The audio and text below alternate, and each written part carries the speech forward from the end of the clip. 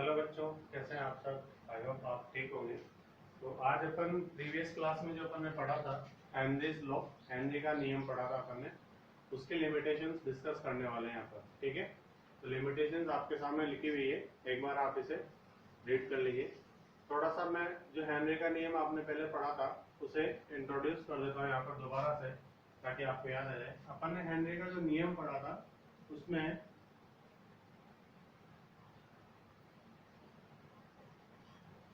ठीक है, previous class में ये डिस्कस किया था कि P प्रोपोर्शनल x, x क्या है वहां पर, अमाउंट ऑफ गैस, यानी कोई भी गैस है जो कि लिक्विड के अंदर, द्रव के अंदर घुली हुई है, तो उस घुली हुई गैस की मात्रा, ठीक है, निश्चित ताप पर, ठीक है, वहां पर लगने वाले दाब के समानुपाती होती है। टेम्परेचर क्या होना चाहिए, फिक्स होना चाहिए। क्यों? क्योंकि अगर टेम्परेचर बदल जाएगा तो फिर सॉल्युबिलिटी ऑफ गैस चेंज होगी। तो टेम्परेचर अगर कांस्टेंट है तो कांस्टेंट टेम्परेचर पर amount of gas is directly proportional to partial pressure, या उस पर्टिकुलर गैस का प्रेशर है उसके ऊपर डिपेंड करता है। ठीक है, यानी कि अगर हम जैसे जैसे पी को बढ़ाएंगे वैसे वैसे अमाउंट ऑफ गैस ये भी बढ़ेगा। ये हमारा हेनरी का नियम था। अब इस हेनरी के नियम के लिए हमारे पास लिमिटेशंस है, हेनरी के नियम की सीमाएं। तो पहली लिमिटेशन क्या है, temperature should not be very less. ठीक है, यानी कि temperature should not be very less, ताप बहुत कम नहीं होना चाहिए। क्यों? क्योंकि जब ताप बहुत ज्यादा कम हो जाएगा और दाब अधिक हो जाएगा तो गैस द्रवित हो जाएगी। इसलिए ताप हमारा बहुत कम नहीं होना चाहिए। और प्रेशर कैसा नहीं होना चाहिए, pressure should not be very high, pressure बहुत अधिक नहीं होना चाहिए। यानी कि देखो, ताप बहुत कम नहीं होना चाहिए और प्रेशर बहुत अधिक नहीं होना चाहिए। ठीक है, क्योंकि अधिक दाब, हाई प्रेशर और लो टेम्परेचर पर क्या होता है, गैसेस मोस्टली लिक्विड स्टेट में, द्रव अवस्था में कन्वर्ट हो जाती है। दूसरा है molecular state of gaseous molecules, यानी गैस के जो मॉलिक्यूल है सॉल्यूशन के अंदर do not change in the solution. It means उनमें मॉलिक्यूलर स्टेट चेंज नहीं होनी चाहिए, मतलब एसोसिएशन, ठीक है, या फिर डिसोसिएशन नहीं होना चाहिए। कैसे? एसोसिएशन अगर हो गया तो इसे अपन हिंदी में बोलते हैं संगुणन, और डिसोसिएशन हो गया तो इसे अपन बोलते हैं विघटन या वियोजन। देखो, संगुणन में क्या होता है, एसोसिएशन में क्या होता है, टू और मोर देन टू मॉलिक्यूल्स मिलकर के एक मॉलिक्यूल बना लेते हैं। तो जैसे 100 नंबर ऑफ मॉलिक्यूल्स हैं तो उनके 50 रह जाएंगे, तो नंबर ऑफ मॉलिक्यूल्स कम हो जाएंगे। ठीक है, डिसोसिएशन में क्या होता है, जैसे एक मॉलिक्यूल टूट के दो में कन्वर्ट हो रहा है तो 100 से 100 के डबल 200 हो गए। तो कुल मिला के बात है कि एसोसिएशन होगा तो भी मॉलिक्यूलर स्टेट चेंज हो जाएगी, डिसोसिएशन होगा तो मॉलिक्यूलर स्टेट चेंज हो जाएगी। तो molecular state of gases molecule do not change in solution, solution के अंदर मॉलिक्यूलर स्टेट चेंज नहीं होने चाहिए। नेक्स्ट है सॉल्यूशन शुड बी डाइल्यूटेड, हमारा सॉल्यूशन कैसा होना चाहिए, डाइल्यूट होना चाहिए। यानी कि जो सॉल्युबिलिटी है आपकी गैस की वो बहुत ज्यादा अधिक नहीं होनी चाहिए। ज्यादा हाईली सॉल्युबल अगर कोई गैस होगी वाटर के अंदर या किसी भी लिक्विड के अंदर तो फिर वहां पर हेनरी का लॉ एप्लीकेबल नहीं होगा। कारण क्या है, क्योंकि वो वहां पर कॉन्सेंट्रेट सॉल्यूशन बन जाएगा सॉल्युबिलिटी ज्यादा होने पर। हमारे पास यहाँ पर सॉल्युबिलिटी कैसे होनी चाहिए, कम, डाइल्यूट सॉल्यूशन होना चाहिए। ठीक है, तो ये 4 लिमिटेशन है। जहां पर टेम्परेचर बहुत ज्यादा कम होगा वहां पर हेनरी का नियम नहीं लगाएंगे, जहां पर प्रेशर बहुत अधिक होगा वहां पर हेनरी का नियम नहीं लगाएंगे, जहां पर मॉलिक्यूलर स्टेट चेंज होने के चांसेस है वहां पर हेनरी का नियम नहीं लगता है, और जहां पर डाइल्यूट नहीं है मतलब कॉन्सेंट्रेट है वहां पर हेनरी का नियम एप्लीकेबल नहीं होता है। ठीक है, हिंदी में एक बार मैं समझा देता हूँ। ताप बहुत अधिक कम नहीं होना चाहिए, दाब बहुत अधिक अधिक नहीं होना चाहिए। एक बार और बोल रहा हूँ, दाब अत्यधिक ज्यादा नहीं होना चाहिए या बहुत अधिक नहीं होना चाहिए। आणविक अवस्था, ठीक है, गैसीय अणुओं की आणविक अवस्था विलयन में परिवर्तित नहीं होनी चाहिए। गैसीय अणुओं की आणविक अवस्था विलयन में परिवर्तित नहीं होनी चाहिए। ठीक है, और लास्ट है विलयन तलु होना चाहिए, तनु होना चाहिए अर्थात विलेयता कम होनी चाहिए। ठीक है, अब इसे अपन एक एग्जांपल से समझते हैं। देखो अपन बात करें NH3 की, ठीक है, NH3 हो गया, HCl है, ठीक है। अगर NH3 और HCl को मैं बेंजीन में डिसॉल्व करता हूं, ठीक है, NH3HCl is dissolved in benzene. अब आप जानते हो बेंजीन कैसा सॉल्वेंट है, नॉन पोलर सॉल्वेंट है। NH3 कैसा मॉलिक्यूल है, पोलर। आपका HCl कैसा है, पोलर। तो पोलर नॉन पोलर में डिसॉल्व होता है क्या, बहुत ज्यादा नहीं होता है, ठीक है। दूसरा केस अपन ले लेते हैं, एग्जांपल नंबर 1 हो गया। दूसरा एग्जांपल नंबर 2, NH3 और HCl is dissolved in H2। अब आप जानते हो H2 कैसा सॉल्वेंट है, पोलर। NH3 क्या है, पोलर। HCl क्या है, पोलर। आपको प्रीवियस जब अपन ने लेक्चर डिस्कस किया था उसमें बताया था फैक्टर्स अफेक्टिंग सॉल्युबिलिटी, उसमें एक फैक्टर आया था हमारा solvent nature, like dissolve to like. तो जाहिर सी बात है ये पोलर है, वहां पे मैंने बताया था पोलर पोलर को डिसॉल्व करता है, नॉन पोलर को डिसॉल्व करता है। पोलर को हिंदी में बोलते हैं अपन ध्रुवीय और नॉन पोलर को अपन बोलते हैं अध्रुवीय। तो ध्रुवीय ध्रुवीय में घुलता है, अध्रुवीय अध्रुवीय में घुलता है, यानी जो जैसा है वैसे ही टेंडेंसी वाले को अपने अंदर डिसॉल्व करेगा अच्छे से, ठीक है। दूसरा कोई अपोजिट अगर मिल जाता है तो बहुत बहुत कम डिसॉल्व होगा वहां पर, ठीक है। अब स्टूडेंट यहाँ पर आपको समझना क्या है कि कहां पर हेनरी का नियम हम लगा सकते हैं और कहां पर हेनरी का नियम अपन नहीं लगा सकते। तो यहाँ पे मैंने बताया कि ये NH3 और HCl दोनों पोलर है और सॉल्वेंट भी क्या है आपका, विलायक भी क्या है, पोलर है। यानी ये ध्रुवीय ध्रुवीय विलायक के अंदर बहुत तेजी से घुलेंगे, यहाँ पर विलेयता ज्यादा होगी। तो यहाँ पर जो सॉल्यूशन बनेगा वो कैसा होगा, आपका सॉल्यूशन यहाँ पर कॉन्सेंट्रेट होगा, ठीक है। अब यहाँ पर ये तो है ध्रुवीय दोनों, परंतु विलायक कैसा, अध्रुवीय। तो यहाँ पर ये कम घुलेंगे, जब कम घुलेंगे तो यहाँ पर सॉल्यूशन कैसा बनेगा आपका, डाइल्यूट, ठीक है। और अब आप देख लीजिए हेनरी का नियम कब लगता है, जब सॉल्यूशन शुड बी डाइल्यूट, यानी कि हमारा विलयन कैसा होना चाहिए, अणु।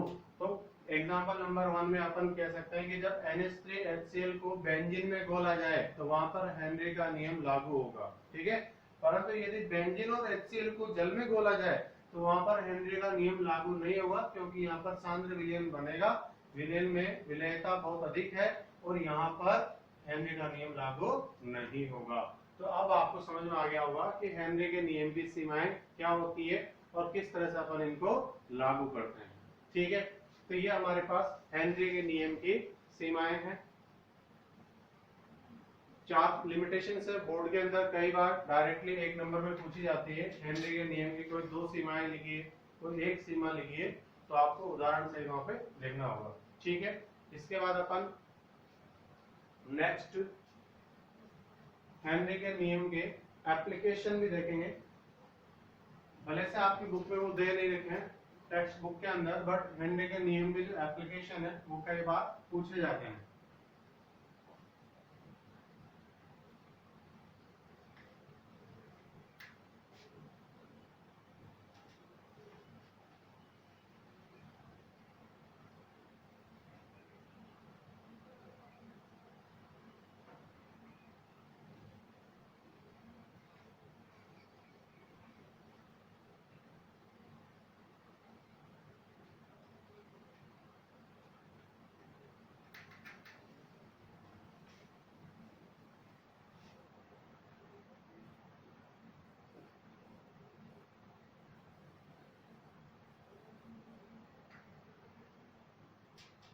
Applications of Henry's law.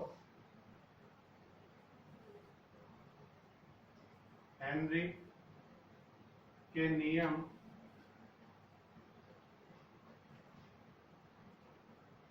की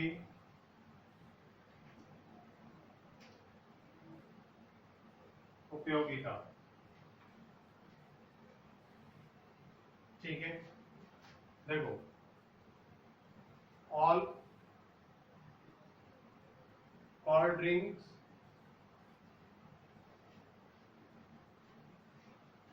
all cold drinks are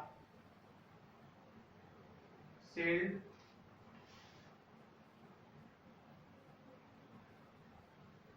with CO2 at high pressure। ठीक है, अपन सभी को पता है कि जितने भी कोल्ड ड्रिंक्स यानी कि शीतल पेय पदार्थ जो आते हैं, जो भी गर्मियों में आप पीने के काम में लेते हो, इन सभी के अंदर CO2 को घोला जाता है। और ये हेनरी के नियम से अपन को पता लगा कि ज्यादा से ज्यादा CO2 उसके अंदर घुले, इसके लिए उनको जब पैक किया जाता है, उनकी जब सीलिंग की जाती है तो हाई प्रेशर पे उनको सील किया जाता है ताकि ज्यादा से ज्यादा CO2 उसके अंदर डिसॉल्व रहे। यही कारण है कि जब प्रैक्टिकली आपने किसी भी कोल्ड ड्रिंक को खोला होगा तो एकदम से जैसे आप ढक्कन खोलते हो, एकदम से प्रेशर रिलीज होने की साउंड आती है और उसके बाद उसमें से बुलबुले बाहर निकलते हैं। तो बबल्स तब तक बाहर निकलते रहते हैं जब तक कि पूरी CO2 बाहर एटमॉस्फेयर में नहीं निकल जाए। और अगर अपन इक्विलिब्रियम के नजरिए से इसको देखें तो 11th क्लास में हम पढ़ते हैं कि जब तक अंदर बोतल के अंदर एक इक्विलिब्रियम था, जब बोतल का ढक्कन खोल दिया तो एटमॉस्फेयर के साथ एक नया इक्विलिब्रियम नहीं बन जाएगा, तब तक गैस बाहर निकलती रहेगी। ठीक है, तो CO2 जितने भी कोल्ड ड्रिंक्स है, सोडा वाटर है, इसके अलावा जितने भी आप शीतल पेय पदार्थों को उपयोग में लेते हैं, मोस्टली सभी के अंदर कार्बन डाइऑक्साइड गैस को भरा जाता है और हाई प्रेशर पर पैक किया जाता है ताकि ज्यादा से ज्यादा CO2 उसके अंदर डिसॉल्व रहे। ठीक है, तो ये हमारा पहला एप्लीकेशन है, all cold drinks are sealed with CO2 at high pressure. High pressure का रीजन क्या है, जितना ज्यादा प्रेशर अपन बढ़ाएंगे उतना ज्यादा गैस का अमाउंट लिक्विड के अंदर यानी कोल्ड ड्रिंक के अंदर घुला हुआ होगा और वो हमारे लिए ज्यादा ठीक होगा। ठीक है,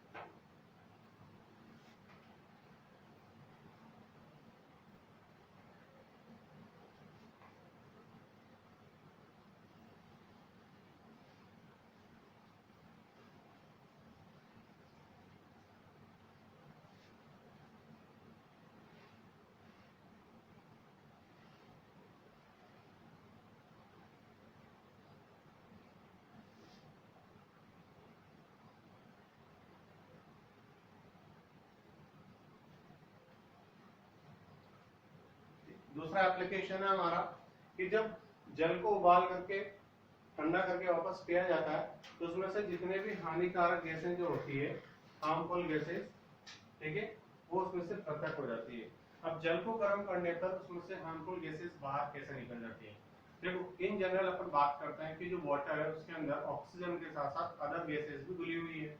जब पानी को अपन गर्म करेंगे तो हमने देखा है कि टेम्परेचर बढ़ेगा और टेम्परेचर बढ़ने पर हमने देखा है कि ली चैटलियर का जो नियम है, ली चैटलियर प्रिंसिपल जो है वो क्या कहता है, टेम्परेचर बढ़ाने पर because of solubility is a exothermic reaction, ऊष्मक्षेपी अभिक्रिया है, इसलिए टेम्परेचर बढ़ाने पर सॉल्युबिलिटी क्या होगी, कम होगी, यानी कि गैसें बाहर निकल जाएगी सॉल्यूशन से। तो गर्म करने पर हानिकारक जो भी गैसेस होती है वो सारी की सारी जल में से बाहर निकल जाएगी क्योंकि विलेयता यानी कि सॉल्युबिलिटी ताप बढ़ाने पर कम होती है। ठीक है, नेक्स्ट है हमारे पास हिंदी में, हिंदी वाले बच्चे इसको इस तरह से लिखेंगे, जब पानी को गर्म करके उपयोग में लिया जाता है तो उसमें से हानिकारक गैसें बाहर निकल जाती है। ठीक है, थर्ड वाला जो एप्लीकेशन है बहुत इंपॉर्टेंट है, बोर्ड के नजरिए से कई बार क्वेश्चन आता है।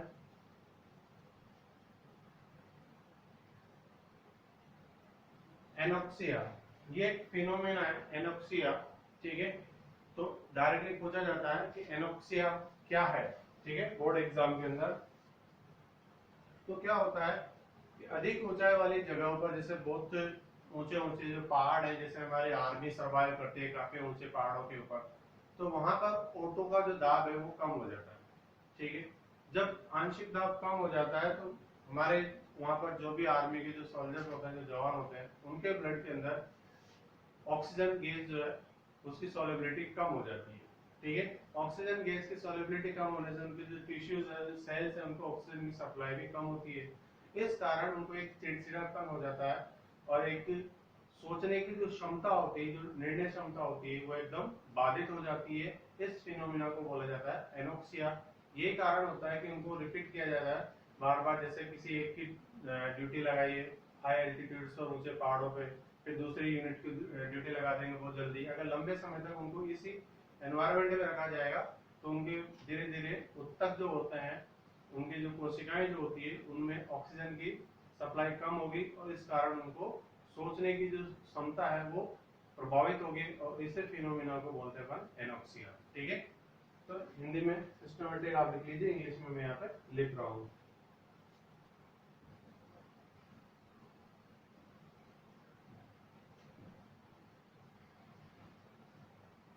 अधिक ऊंचाई वाली जगहों पर ओटो का आंशिक दाब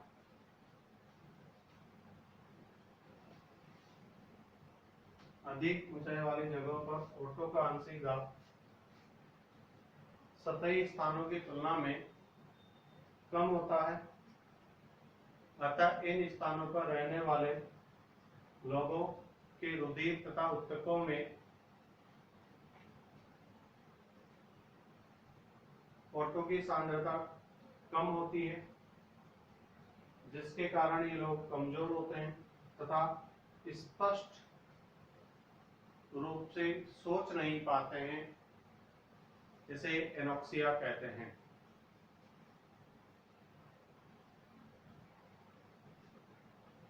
इन इंग्लिश लिख लीजिए। At high altitudes and mountains partial pressure of O2 is less than the ground level. So due to this, the pupils face a problem of low concentration of O2 in their blood and tissues.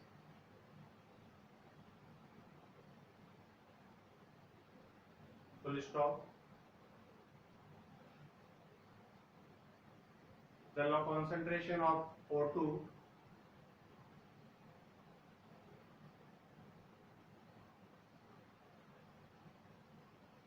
affect their thinking ability and they becomes weak.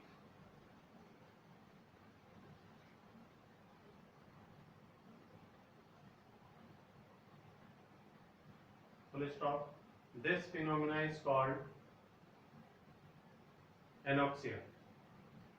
ठीक है, तो ये application है जो हमने देखे हैं यहाँ पर हेनरीज के लॉ से, और भी बहुत सारे एप्लीकेशन है, बट जो इम्पोर्टेंट एप्लीकेशंस थे हमने डिस्कस कर लिए हैं। तो हेनरी का नियम हमारा पूरा होता है, हेनरी के नियम की लिमिटेशंस पूरी होती है, और हेनरी के नियम में ग्राफ अपन ने देख ही लिया था, एप्लीकेशन आज अपन ने देख लिए। तो ये हेनरीज लॉ हमारा लगभग पूरा होता है। कुछ सर्टेन न्यूमेरिकल्स हैं हेनरीज लॉ पे बेस्ड, वो अपन नेक्स्ट वीडियो में नेक्स्ट क्लास में डिस्कस करेंगे। तब तक आप कंटिन्यू। Thank you.